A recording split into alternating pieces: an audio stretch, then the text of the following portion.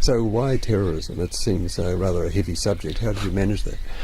Well, the story initially came about trying to explore the way in which any disaster affects people, and the people who are the normal people who get caught up in such things, and to look at their lives. And terrorism was just, in a way, a convenient topic to use as the example of the disaster. But also, it came from my own experience of being very much on the fringes of the London underground bombings, which happened very close to where I worked. And so that gave me material that I thought I could use to provide this sort of framework for the story. Is there anything that triggered off the thoughts that you might have had about the how people dealt with this and how we dealt with it from afar? Yes, what originally provoked it was a disaster in Bangladesh, in a factory there, which collapsed. And here in New Zealand, it made news briefly, but not to any great extent. And that's what set me thinking about why do we care so much about things that happen locally, even to people we don't know, or even to people that we think we know, like film stars or characters in books, yet worry so little about real people out there that we don't know and that live far away. That's some pretty complex ideas in there, and putting it into a novel that is readable. How did you manage that? That was the challenge in writing it, I have to say, and I had 2 or 3 attempts before I found one that worked. What worked was to take a slightly oblique look at the whole issue of the terrorist attack, so that happens in the background and you don't see it directly. You see it through the eyes of one of the characters who themselves doesn't really believe that it can be happening, and that takes away, as it were, the hugeness of what you're writing about. One of the things I really liked about this book when I saw the manuscript was that it had very strong plot lines, but also it had a very good sense of place. And do you want to talk about that, please? Yes, again, that's an interesting one, because I was tempted at first to set it in Britain, where such things obviously happen much more regularly. I set it in New Zealand because I now live here and I wanted to write about the country I live in.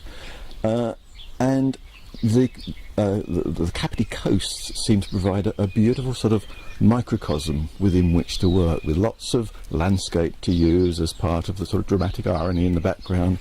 Very atmospheric location, but also with that connection between where people lived, as it were, outside, and coming into Wellington, where the fears and the potential disaster would happen. So you're essentially talking about commuters? Yes, that sort of seems to devalue it, if I may say so, because it makes it sound as though it's all sort of very, very mundane. It's about 3 very different people who travel to Wellington and whose lives just briefly interact and intersect on the morning train to Wellington.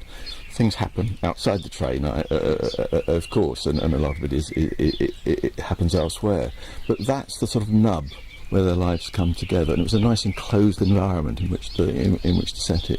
So people can relate to that, can't they? The kind of casual or peripheral relationships that we have that we don't see at the time as being important, but are in some way connected. Yes, and that was sort of, in a way, part of what I wanted to get at, this idea that we do meet people all the time, and we don't actually know them well, but we interact with them, we have an empathy with them.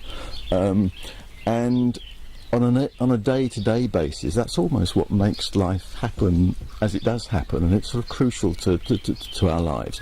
So I wanted that to be very much at the heart of it, because that in a way is what you lose at the end if people get caught up in the disaster. There is a 4th character, of course, Farida, and she is not with those characters, but an important component.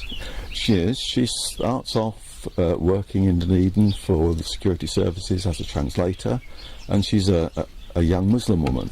So again, that gives another dimension to the story. And it's she that sees the plot developing through her translations. They're only in glimpses, always in sort of ambiguous glimpses, so she's never sure what's going on. But in time, the characters come together as the plot develops. in some ways she's like the mirror of the book, or of the characters that we're talking about, the commuters, dare I say. She is, and she's meant to be a sort of a contrast to them, and she's also, as it were, outside the inner story, if I can put it in that way, yet gradually gets drawn into it. So, but she's in a way the observer from the outside looking in. That's part of of the role she plays. I wonder whether it'd be possible to talk about your journey to actually getting the book written and published. What has that been like? In many ways, remarkably easily, thanks to your enormous efforts on this. At least the publishing end of it. The writing itself was a long process, but not an especially difficult one. But it involved me doing quite a bit of research. I mean, I'm not an expert on Islam, so I had to do some substantial research on that. The Kapiti Coast, I'd never actually travelled on this railway line until I wrote the novel. So I did a fair amount of detailed research about location, about the characters and their backgrounds, and got to what I thought of as a final draft, reasonably pain-free. And then, of course, I sent it to you, and that's when the real hard work started. And we went through the editing process. And since it's my first novel, I learned a lot in that process about what the gap is between that finished author's draft and the publishable thing at the end. Sure. Can we just go back to the Kapiti Coast, because it is a dramatic part of the country, if you like, going into Wellington on that coast, those steep hills, the ravines, and the sea beside it smashing in, and then the rail going through tunnels. Yes. Did you take some trips on? I did. I dutifully did a couple of trips with my notebook, taking notes about almost every element of the scenery and the landscape that you pass through, because I wanted to get that interaction with the landscape.